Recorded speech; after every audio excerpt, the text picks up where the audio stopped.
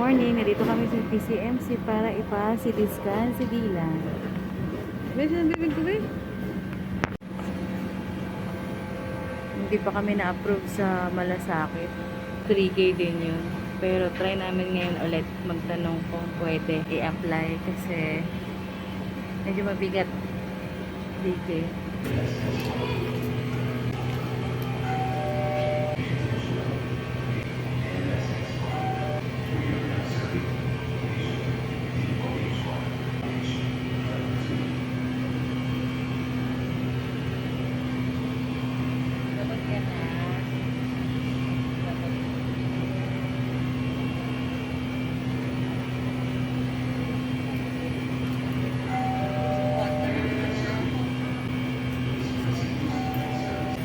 Pinayagan?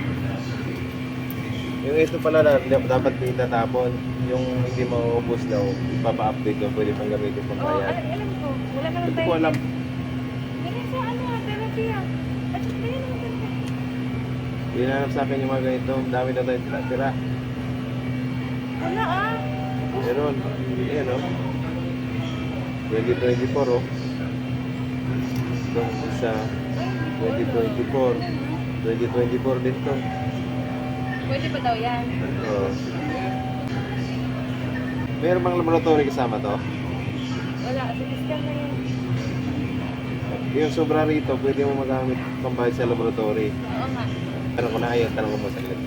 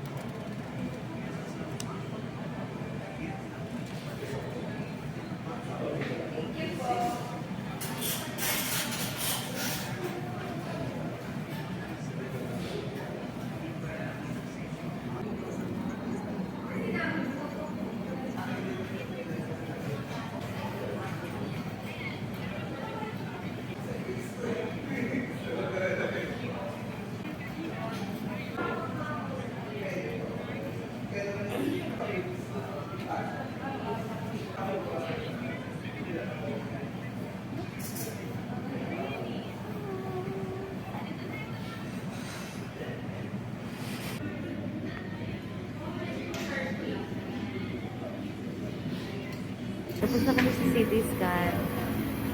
Si Clyde lang yung sumama or pinasama dahil gusto ni Clyde na maprotektahan yung mattress ko. Kasi diba, puro yun, radiation. Mabilis lang. Nagsabi pa nga yung doktor na baka patulogin si Dylan. Pero nung tinignan nila ay behave naman. So, yung mga pinapatulog pala nila ay yung mga malilikot at yung magalaw. Pero dahil si Dylan ay behave lang naman to, pag sinasalang sa mga x-ray, gano'n ay okay na. Kaya ang bilis lang nilang natapos. Dilig na siya. Pauwi na kami.